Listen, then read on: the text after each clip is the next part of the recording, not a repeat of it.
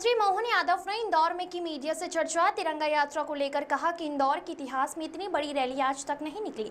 प्रधानमंत्री नरेंद्र मोदी के नेतृत्व में देश की तीनों सेनाओं ने पड़ोसी मुल्क के दांत खट्टे किए, जमीन के भीतर छुपे आतंकियों को मार गिराया है, उनके परमाणु संयंत्र के पास हमला किया है। यहाँ मार पाकिस्तान कभी नहीं भूल पाएगा। सेनाओं का साहस बढ़ाने के लिए पंचायत स्तर से लेकर शहरों तक तिरंगा यात्रा निकाली जा रही है। 20 तारीख को इंदौर में आयोजित होने वाली कैबिनेट पर की चर्चा। कहा लोक माता अहिल्या देवी को समर्पित कैबिनेट की बैठक इंदौर में आयोजित होने जा रही है। अहिल्या माता के 300वीं पुण्यतिथि पर 31 मई को भोपाल में विशाल आयोजन होगा। Bureau report.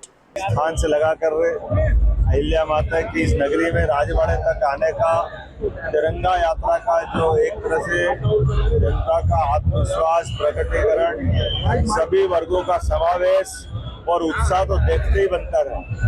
मैं अपनी ओर से आज की इस बहुत ही ऐतिहासिक तिरंगा यात्रा में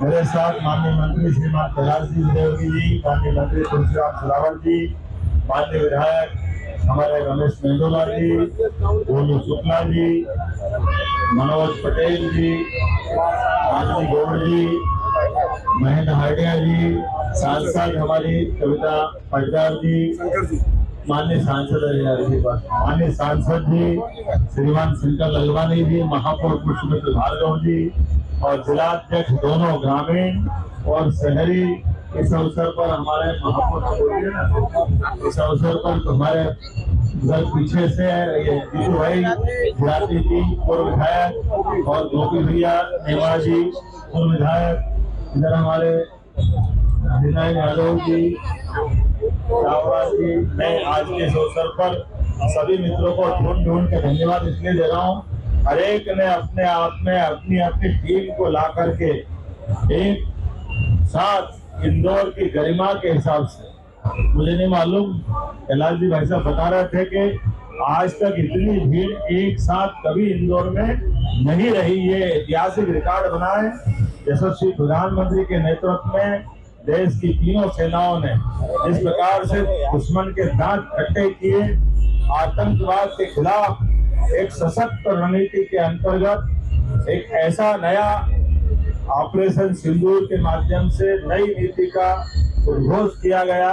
हमारी बहन बेटियों के सिंदूर में हाथ डालने वालों को जमीन के नीचे से निकाल करके जो मारने की मार पड़ी, पाकिस्तान जीवन भर नहीं भूलेगा। और दुनिया के सभी नेताओं के सामने जिस प्रकार से यशस्वी प्रधानमंत्री ने न केवल सेना को तैयारी का पर्याप्त समय दिया, बल्कि तैयारी के बाद जब मार पड़ी तो आज वो हमारे बीच में दुनिया का एक नया रिकॉर्ड बना है। इतने कम समय में एक परमाणु संपन्न राष्ट्र के घर में जाकर के मारना, और वो भी परमाणु ठिकाने के पास जाकर के, साथ ही साथ एक के साथ कितने प्रकार के हमारी सेना ने पराक्रम दिखाए हैं। जिन आतंकवादियों के जनाजे के साथ पाकिस्तान का झंडा लगा करके जो शोक व्यक्त करने आए, उनको जनाजे वाले के साथ ही भेजने का काम कर दिया। यह है पराक्रम हमारी सेना का।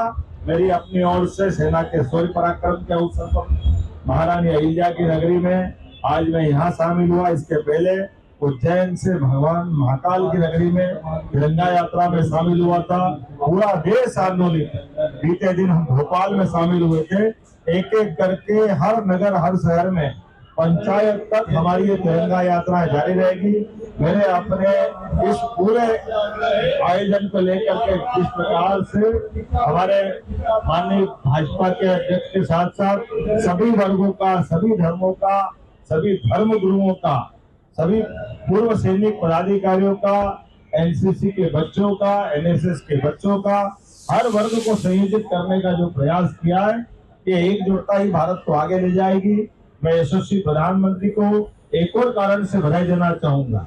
उनके नेतृत्व में सभी धर्मों ने मिलकर के, क्या हिंदू क्या मुसलमान, सबने मिलकर के पाकिस्तान के द्वारा तो जो षड्यंत्र किया गया था कि उनके द्वारा आतंकवादियों ने हिंदू धर्म के लोगों पे अटैक करके एक तरह से हिंदू मुस्लिम दंगे की जो रचना बनाई थी, षड्यंत्र किया था, उस षड्यंत्र को पर्दाफाश करते हुए कश्मीर से कन्याकुमारी तक, अटक से लेकर कटक तक पूरे देश ने एकजुटता के साथ इस युद्ध में भाग लिया और विजय हासिल की। मेरी अपनी ओर से बधाई। आज से 4 दिन बाद इसी अहिल्या माता की नगरी पर उनकी 300वीं जयंती के अवसर पर इसी राजवाड़े में हमारी सरकार के द्वारा कैबिनेट का आयोजन किया जा रहा और इस कैबिनेट के माध्यम से हमारे विकास के नए कीर्तिमान बनेंगे। सुशासन की प्रतीक महारानी अहिल्याबाई का 300वां जयंती वर्ष है। ऐसे में हमने उनके इस कार्यक्षेत्र